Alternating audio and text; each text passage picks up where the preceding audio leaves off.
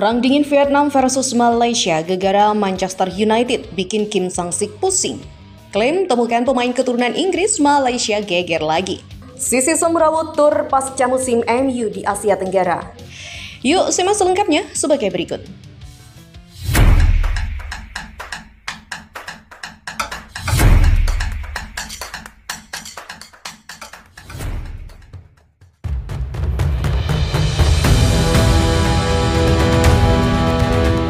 ASEAN All Stars munculkan prahara baru. Federasi Sepak Bola Malaysia atau FAM main api dengan pelatih Vietnam Kim Sang-sik.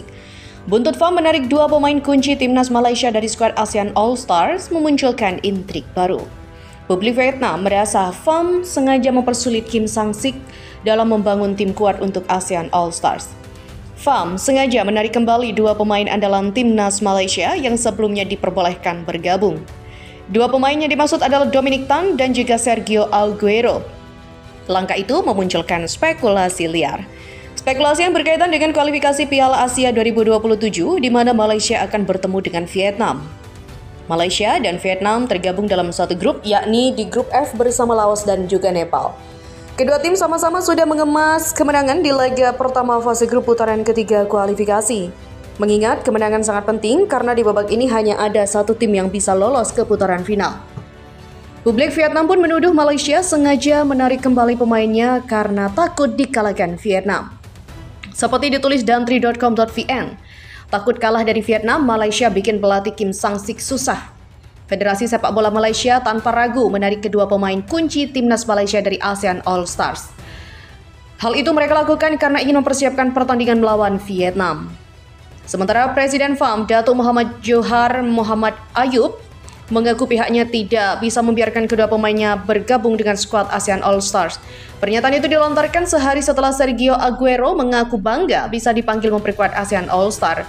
Kami tidak bisa membiarkan Dominic Tan dan Sergio Aguero bergabung dengan skuad Asia All Star Asia Tenggara. Mereka memiliki kewajiban terhadap timnas selama waktu yang beririsan dengan pertandingan melawan Manchester United.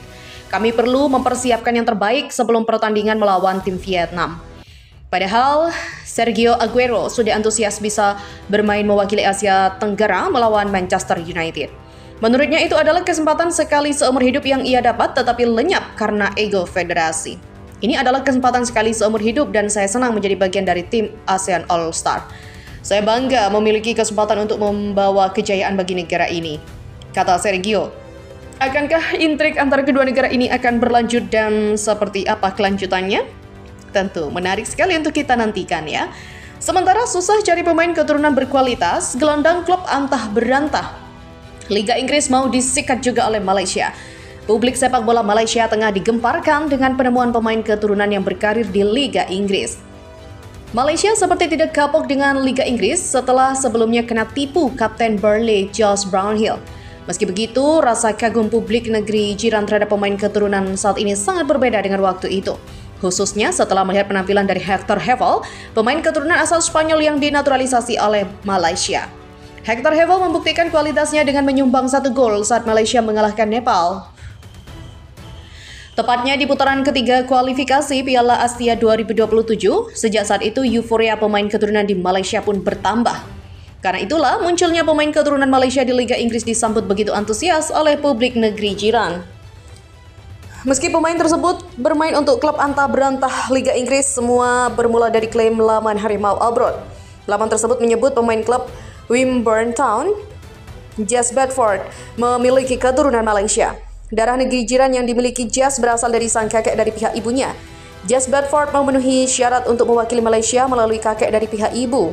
Ia dinobatkan sebagai Wimborne Town Supporter, Player of the Year dan juga Player of the Season pada tahun 2023. Wimborne Town juga merupakan klub yang berkompetisi di Non-League Premier Southern South, kompetisi sepak bola yang bisa disebut liga dengan level di bawah Liga Nasional tetapi masih bagian dari sistem Liga Nasional.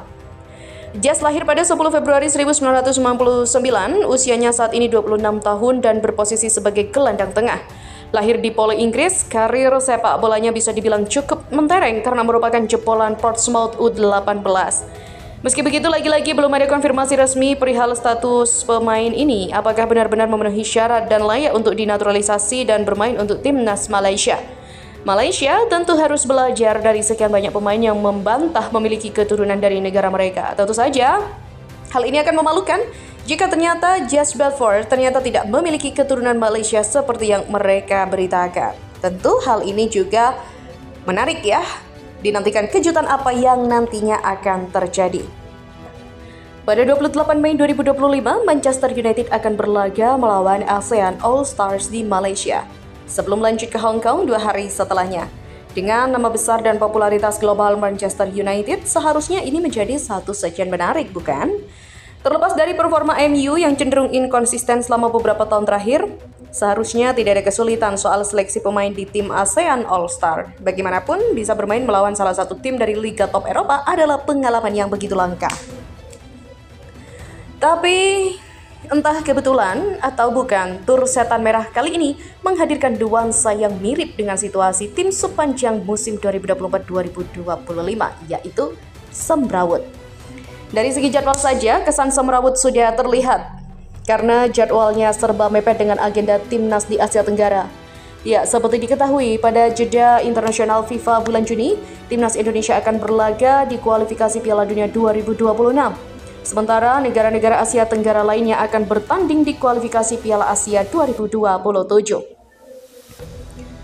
Sekalipun ada kesempatan melawan salah satu tim Liga Top Eropa, ini menjadi tidak terlalu penting karena ada agenda pertandingan resmi yang lebih layak untuk didahulukan.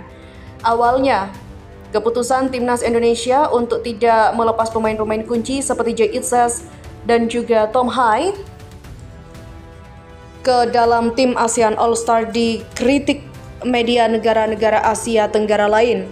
Apalagi setelah Asnawi Mangku Alam dan juga Muhammad Ferrari masuk daftar tim asuhan dari Kim Sang-sik. Ya, sepintas ini adalah keputusan yang terkesan ada kurang menghargai tur Bruno Fernandes dan kawan-kawan di Asia Tenggara. Tapi timnas Indonesia juga punya jadwal pertandingan melawan Tiongkok dan juga Jepang yang menentukan nasib di kualifikasi Piala Dunia 2026. Uniknya, keputusan tim Garuda lalu diikuti juga oleh Malaysia yang menarik nama Sergio Aguero dan juga Dominic Tan.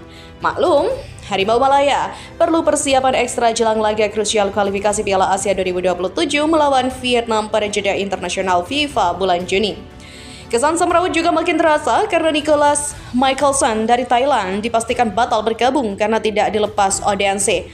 Klub kasta kedua Liga Denmark itu sedang berjuang mengejar tiket promosi dan sifat pertandingan tim ASEAN All-Star yang tidak resmi membuat posisi tawar klub cukup kuat untuk menolak.